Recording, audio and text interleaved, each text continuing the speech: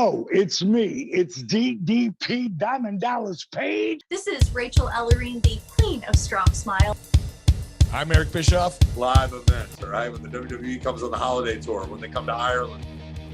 Or Davey Boy without hair braids. As a fan with braids, as his daughter without braids. And you are watching WrestleSlam.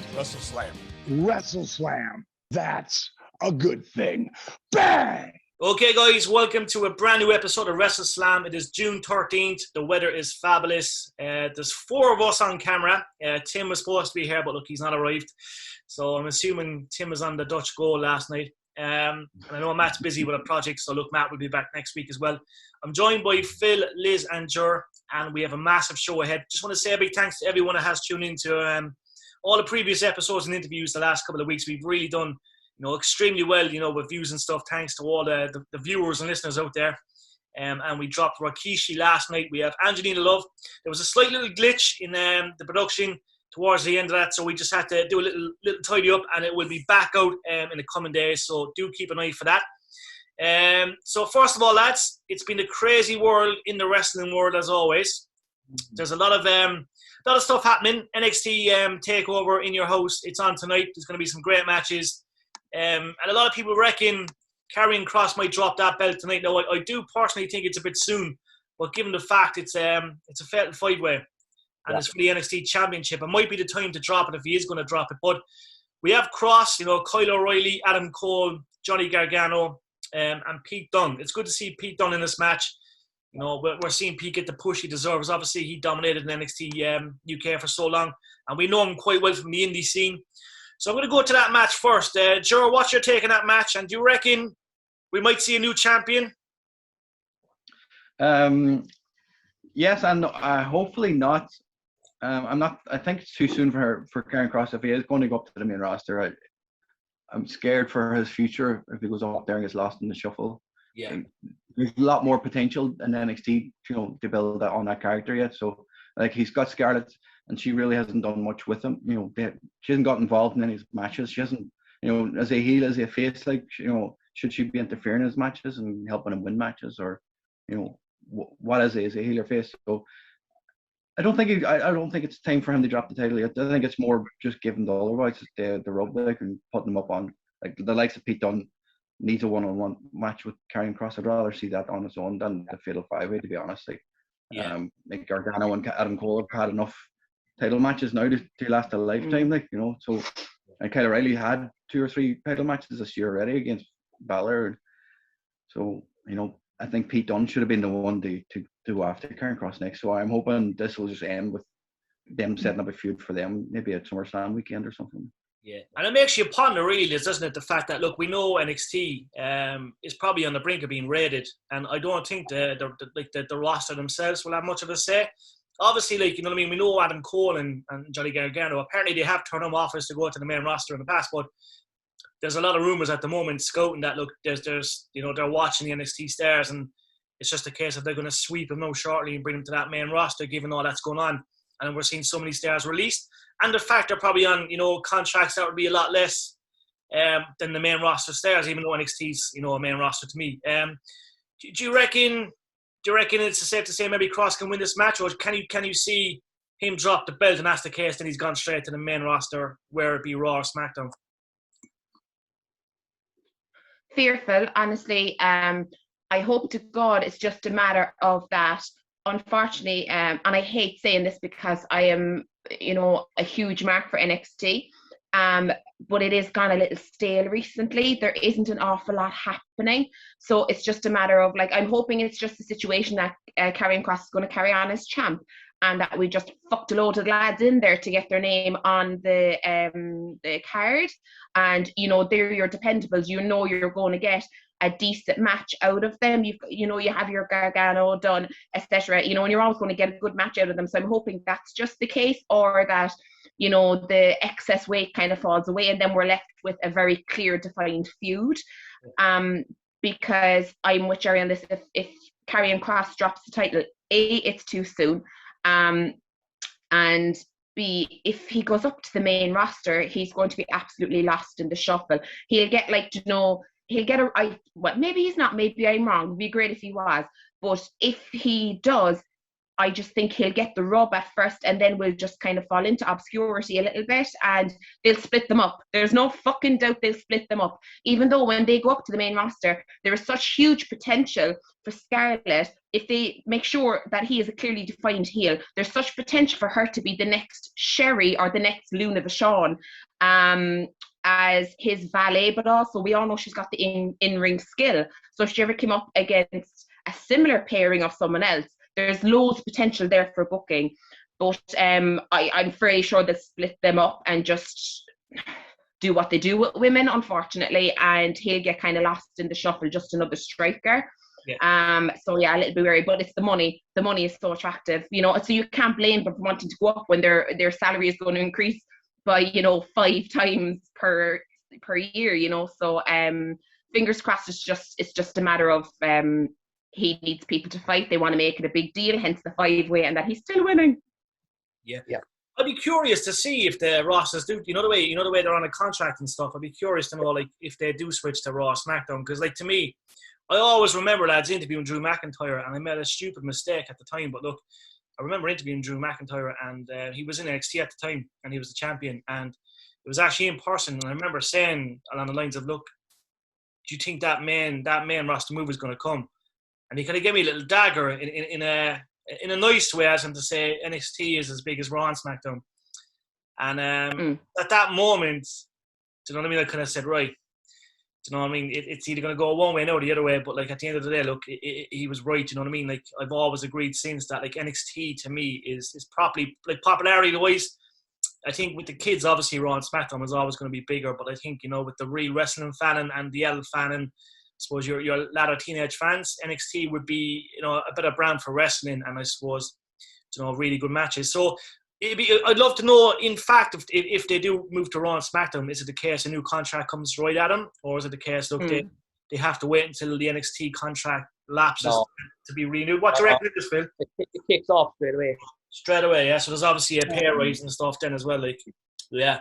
I do worry. I think I agree with you on it a bit. I think it's I do fear that, you know what I mean, that they will come after a couple of stars in NXT, and you know, we might see, like, you know, there's talks Finn Balor is going to go back, and we know Finn's been there, and we were shocked when he went back to NXT and stuff, but it really worked out well, and he stayed a bit longer than expected. But Phil, what do you reckon is going to happen in the match? Do you reckon there's going to be a new winner, or do you reckon Karrion's going to win? You know what? NXT need a very big moment at the moment. I reckon this is going to be a long shot, but I reckon Cross wins and Samoa Joe confronts him. Yes. They need a big shot because they're under serious pressure because Triple H is. Did you listen to his press conference? Oh my God, that's one pissed off, man. Yeah, it was horrendous. Yeah, and it you know, did Triple H actually lay it out like and say how it was? Some stuff that was just kind of out of character. Very much so. Do yeah. you know, when you get to a point where you're leaving a job and you just don't give a shit anymore, so you're going to send a shitty email and you're going to, do you know what I mean? Like, you're at that point where you're just like, I don't really give a shit anymore. That's what it was like. And it was just like, well, we're not doing anything wrong, so it must be the fucking fans. That's how, and everyone was just like, the fuck is this coming from? Like, so I was like, somebody's in a bad mood. Final straw then was saying we don't need a women's pay-per-view anymore. We've already have one, haven't we? Yeah. I wonder, that sounds to me that Triple H is really, like, obviously he's pissed off. Oh, he's under pressure, yeah. But is it the case there's something going to happen at TakeOver tonight? And he knows he's 3 or 4 top stars are leaving? That's what it looks like. Okay. So he's been crossed and they're taking 4 or 5 of his big stars. They were there last week, like, the whole lot of them. He's left to deal with what he has to deal with then, which could be the fact that Johnny Gargano's gone. Do you know what I mean? Not even that. Like, if they take Finn Balor and Karrion Kross up, who are they left with, really? Like big stars, like, you know, like LA Knight hasn't done any. You know, his launch wasn't as big as everybody expected it to be. Like, he desperately needs a crowd. Like, the biggest star they have there right now is probably Cameron Grimes, because of the $1 Million Man, Rob. Other than that, everybody else is just the same as they were 3 years ago. Gargano and Adam Cole they don't act like they're all, you know, headed for the main roster. Like, they look like 205 Live guys, not because of their size, but because, they haven't done anything different in the last 3 years. Window's different, yeah. If you look at the roster, there's no guy on the young up-and-coming guy that you can see will be good. Is it the case so that we're going to see, obviously when NXT first started, lads, look, it's fair to say we all kind of questioned what it was going to be about. Like, we don't have to question it no more, but is it the case, look, complete swipe, Raw Monday night, we're going to see a little, like, not an invasion, but like, you know what I mean, a scenario where Adam Cole, yeah, well, all these guys turn up, and then it's, right, we're on Raw, we're on SmackDown, and that's it, like. But you know what's going to suffer the most? The NXT UK, because they're going to get raided. Well, yeah, and then you have, I suppose, there's a lot of changes there too. Like, you know what I mean? Obviously, it looks like Kelly Ray is going to go up to the main roster in NXT. But yeah, it's we said Samoa Joe there, guys, right? And it's a topic. Like, personally, I didn't think he's ever going to wrestle again. No, it's not that I didn't want that. I want him to wrestle again, but apparently he couldn't get cleared. We seen he got released, but he was released in a different kind of category to the others. You reckon, Phil, it might be the case of, look, he's tied up a contract and he's going to go back and wrestle? Oh, he'll be in NXT in the next few weeks. You reckon it's defo, yeah? 100%. Ger, Elizabeth, you reckon it's defo? I don't know. The only thing that's stopping me from saying yeah is that assurance that he's cleared. Because I'm like, it's weird because, they wouldn't clear him for so long. I mean, how long is he out of action? He must be 12, 18 months, right? Yeah. So, like, how long? Why is it taking him so long to clear him? And now all of a sudden, in the case of 6 weeks, where we have this big fucking massacre of talent, why is he now? Oh, right, okay, he's cleared and he's going. Now, I'm sure it's all medical, but I just find it hard that somebody can turn around their medical condition in 6 weeks. I just kind of think it's a little bit iffy. I'm not sure. He could be starting though. It might not. He was spotted at the PC, only once, like, so it could be for anything. He could be picking up a bag of fucking gear or something, like, but. Maybe he's taking over. Maybe Stu Bennett, Wade Barrett's going to join the Nexus and invade WWE, and maybe Samoa Joe to go down there and do commentary. We want Wade Barrett back. We want him back. I've got some bad news. No, I think Barrett would be a great move. I think Barrett would be a great move, and I think there's a massive market there for him. He's in great condition. He's had a lot of time to heal and you know what I mean, and build up that hunger again and stuff. It's a great move. And look, NXT is trending all week, but it's interesting. It's very interesting. Lads, we're going to have to talk about Otis. Yeah. And his little heel turn, and he looks. Mandy Rose wasn't one bit impressed. He looks like a giant baby. A giant baby that can really crush people. Have you ever seen Teen Wolf, the movie from the 80s? He looks like chubby and that. Yeah. Literally, the head off him. Now, what I fear, right, is, look, I'm not saying Otis is going to get fired, but they can build him up for 3 weeks and then bang, he's released. Oh, yeah. We all know how good he is, lads. Look, we know he won Money in the Bank. We know he had some really good storylines with Mandy Rose. He was part of a decent tag team, which Vince kind of, I suppose, dismantled. Do you reckon Otis could do something, George? Do you reckon he can go on and win the belt? Do you reckon he can be in good storylines? Obviously, he's going on a little mission. He's a powerhouse. He's the kind of guy that could probably give, some of the big guys a good battle with his strength and physique, flexibility. Do you reckon it's something big for Otis moving forward, or is it just another storyline that will fizzle out after 4 or 5 weeks? If he's got somebody behind him like Paul Heyman, somebody in the background writing for him, like his beatdown on SmackDown was pretty impressive, to be honest. Like, he looked like a monster, minus the missing beer. Like, he had that kind of Vader, early 90s vibe about him, where he could just squash you whenever he wanted to. Like, he needs to go on these squash matches. Like, the problem with WWE right now is they've stripped down the roster so much that there's nobody there to squash. Like, why bring the people who are on 205 Live that nobody ever gets to watch, like, and throw them into SmackDown week after week and let him squash every one of them until he gets up to a level where he can take on somebody for a title, or like, go after Nakamura or fucking Corbin or whoever. Like, it'd be nice to see him appear on Raw and SmackDown, even go back to NXT and just quash. But that whole you seen there was a few things trending on Twitter over the weekend about like Corbin and Nakamura, that like their last 4 matches have been win loss kind of job, like, and it's against each other. It's just a thing that's gonna. It just seems like both are lost. Like, we know how big personally, lads, Nakamura is. Like, he fought at WrestleMania in New Orleans 34 for a title, and he never really done much after that. Like, he had a great pop and he won the Rumble and stuff, but they're really good at losing the ball, aren't they? I think creatively they're really fucked. I think they need to, like, I know Jason Jordan was supposed to come in and change things up a small bit, and there was talks of, you know, things changing and stuff, but it just seems it's deja vu most weeks, and we're well used to saying that in the show. And it's a pity because they, you know what I mean, they have so much, you know, raw talent. There's so much they could really do and repackage.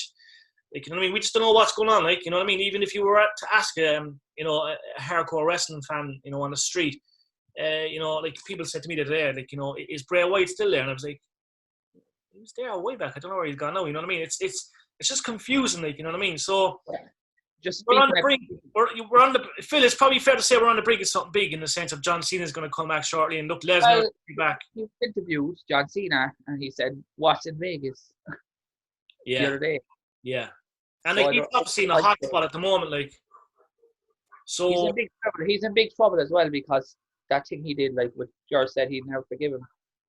Well, yeah, and look, it's unfortunate that all that happened. Look, sometimes, you know, things are.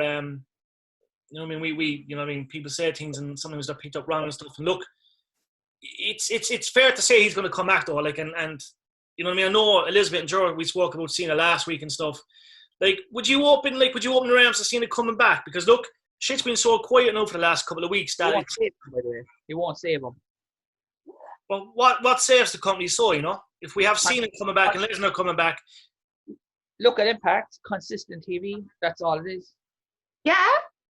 Phil, you're bang on. I like whatever about John Cena come back, right? I don't mind him closing the loop with Roman Reigns, right? Oh, sorry, did I hit you? No.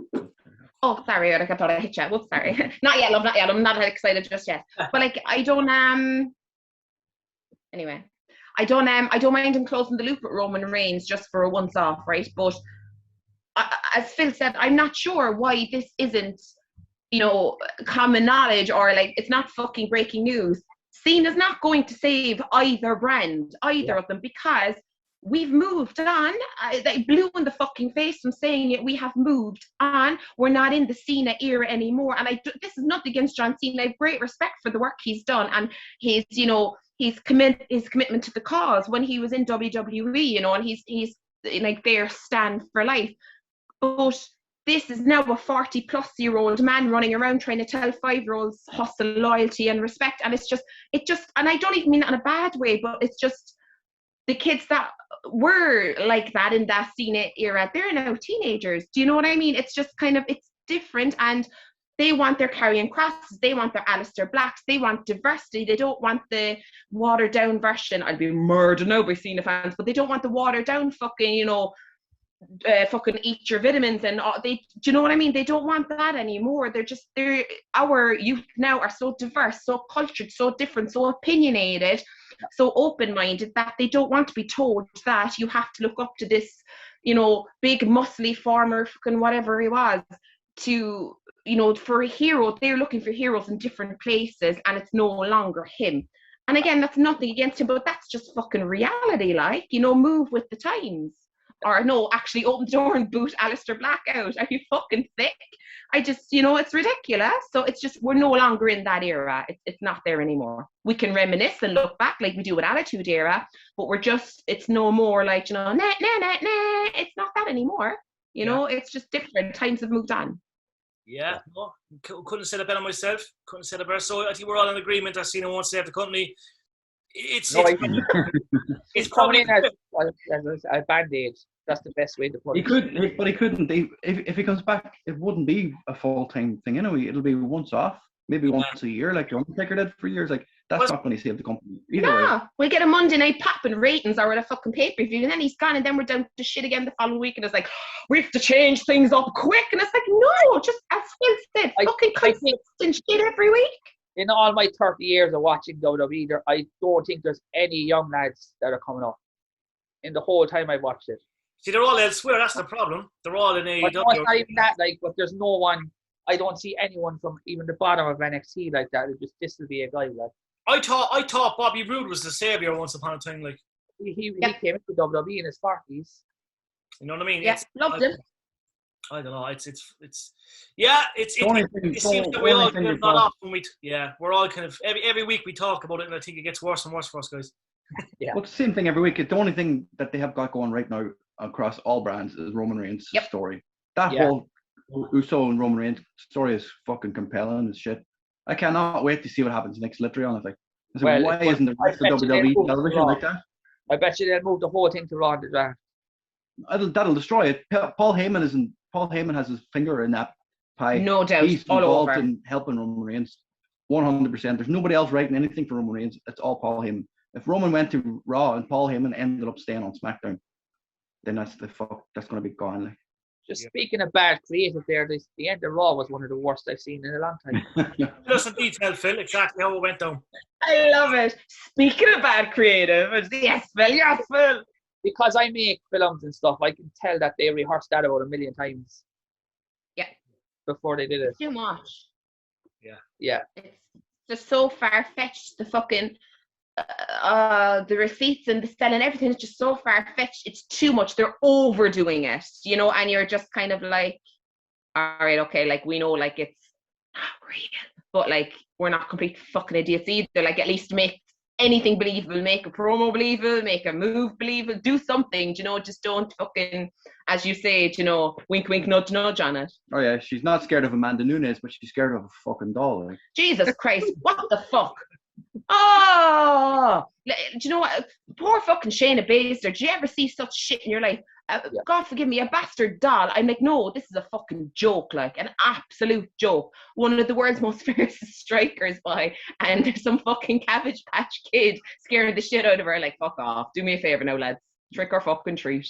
At least they could have animated it like Chucky or something, like make it move or something, like not just make it scary. Do you know what I mean? Make it appear in her dressing room. She opens her gear bag, it's there. She's on her own, the lights go out. She's sitting on the toilet, it's looking up at her. Not like she's sat in the ring and she's like, oh Jesus Christ almighty, that $12.99 scared the shit out of me. It's like, give us something fucking else. Come on, make it believable. Yeah, no, look for everyone though. Alexa's just doing her best she's doing, but like I feel sorry for her. Yeah.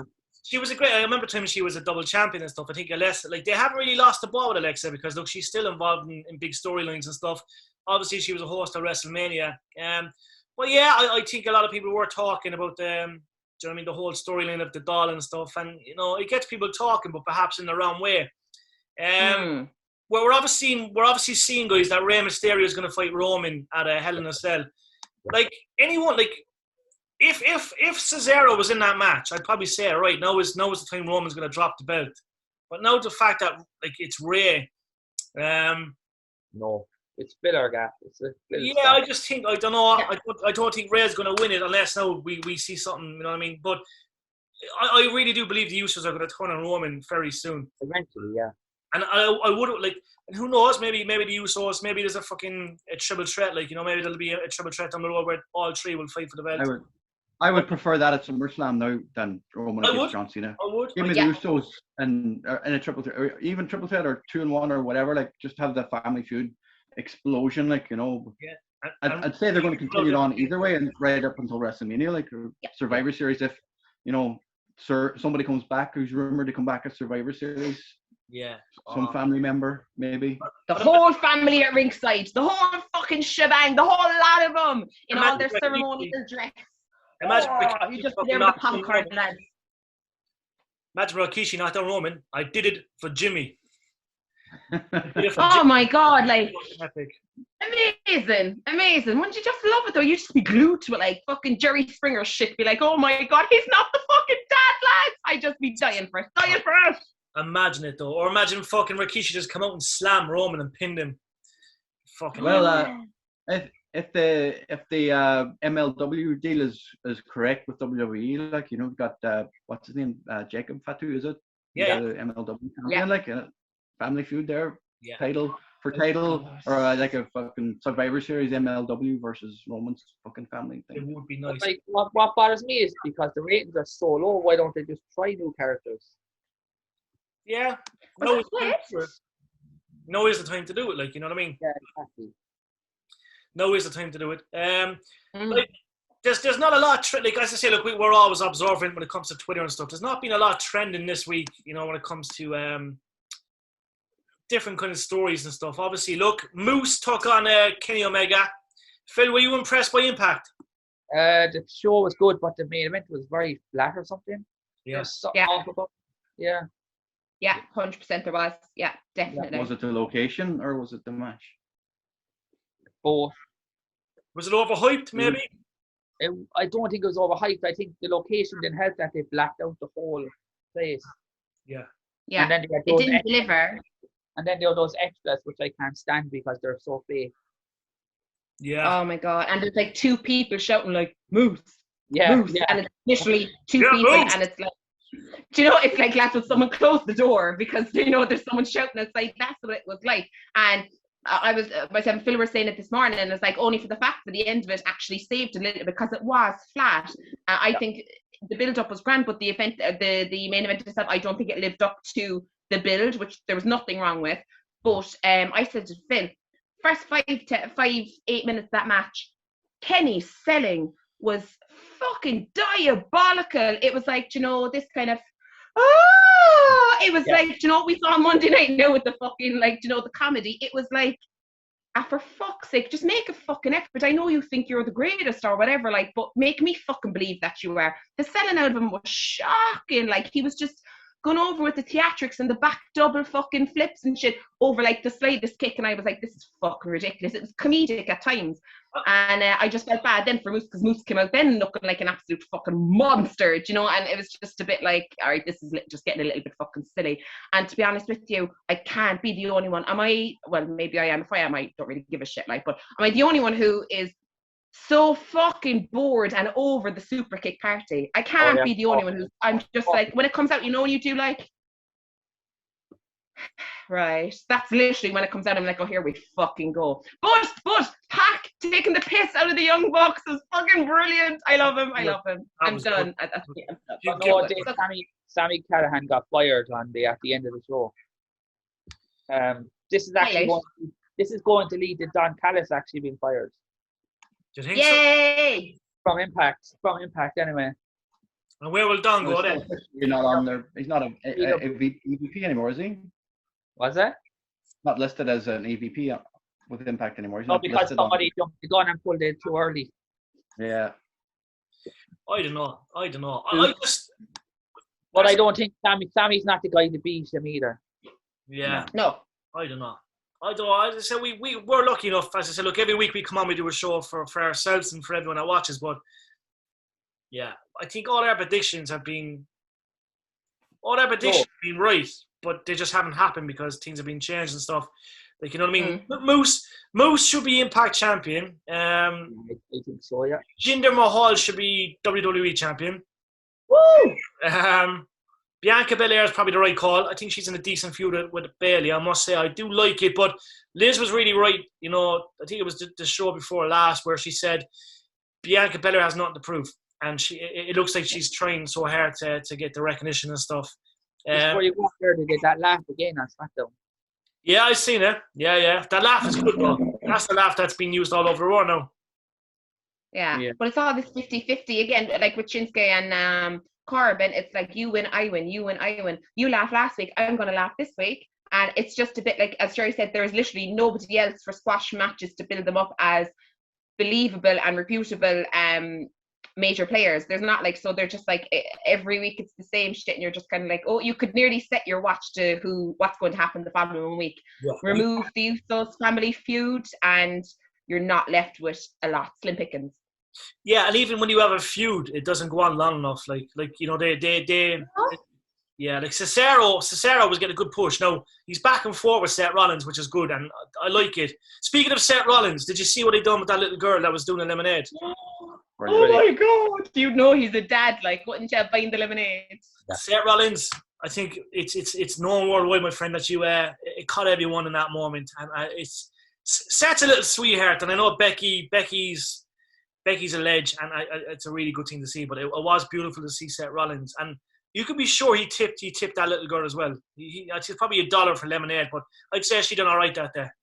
Yeah, I'd say she done all right. Yet again, lads, look, it's been an incredible show as always. We spent a lot of time talking about issues that lie within WWE, and we hope producers watch and learn that we are very frustrated here at WrestleSlam. Phil, Liz and Ger and myself, we kind of have a headache because we find ourselves caught up in so much heated debates, and you know, there's never really a finish to it. Like we're all confused to what's happening and what's going on and why they're not working it right. But look, that's what a podcast is about, guys.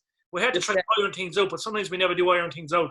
We find ourselves lost in the whole shebang. But look, Jinder Mahal, please give him the title. Bring back Muhammad Hussein. You know, Kenny Omega, look, we love you, Kenny, and I know it's probably not your fault that you have all these belts around you. Maybe you're just, doing what you're being told to do. But Kenny, maybe stick to all elite wrestling. Give Moose the Impact Championship. Let him do his thing. Because we know Vince probably likes Moose, and Vince might, go after Moose down the road. Deonna and hopefully Britt Baker have a match soon.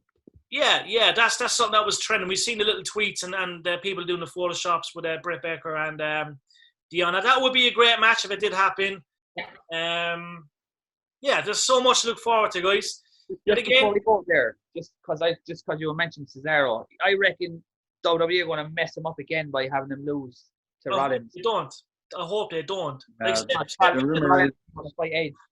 and Edge. Yeah, the rumor for Edge, yeah. Yeah, Rollins has done it all, and he's not to prove. I think Cesaro needs to get a few things under his title. Like, he's there long enough now. I think Cesaro's been there over 10 years. Like, so, give Cesaro the championship, you know what I mean? And maybe let him be a Triple Crown winner and let Rollins go after someone else. Because we all know what Rollins can do. Like, Rollins can come back with a bigger push next year and just be the greatest again. Like, to me, Rollins is one of the most technical and most decorated champions I've ever seen in my fucking life. Like, Jordan Elizabeth, you were there when he cashed in WrestleMania. So look, that's something that you're never going to forget. Like, you were there to see the real pop, the tingles. And the RKO. Yeah. So look, mental. Absolute mental. So, yet again, there's more interviews to come in the coming weeks, guys. Do check out Rikishi. Angelina Love will be re-uploaded in the next 24 hours.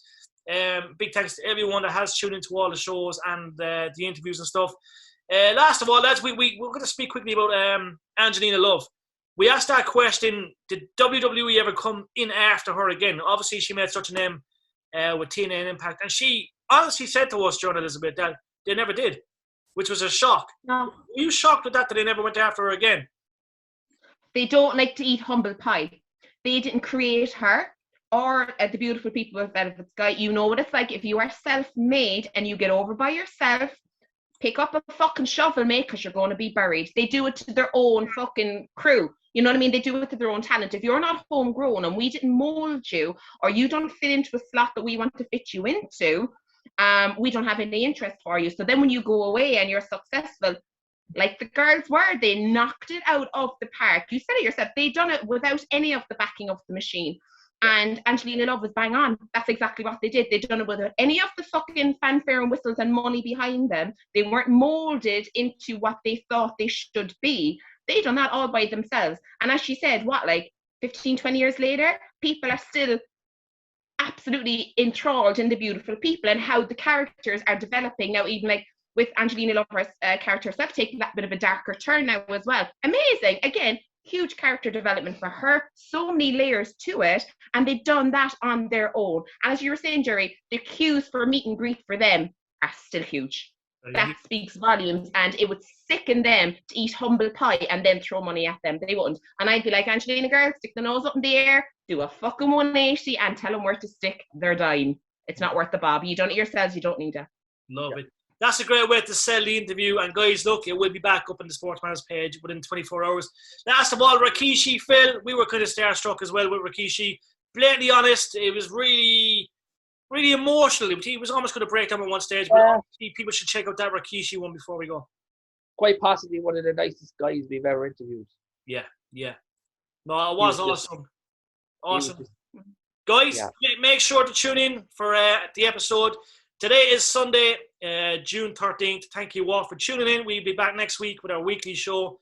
I'm sure Tim and Matt will be back as well. And as I said, check out all our interviews, and there's a lot more stuff coming in the coming days. We're always creative, so as I said, just stay tuned. And we have an announcement coming as well next week, so you know what I mean? You get to select perhaps your Wrestler of the Year via WrestleSlam. We need your help. Get on the Twitter page, Slam Wrestling, aka WrestleSlam, and who knows, we'll have a voting poll up shortly, but do stay tuned. Guys, have a good day. We'll see you soon. Enjoy this beautiful weather in Cork. Anyone around the world? Yes, it is absolutely sunshine in Cork today. Be safe, guys. Have a good day, and we'll catch you soon. Yep. Cheers. Bye, guys. Bye, guys.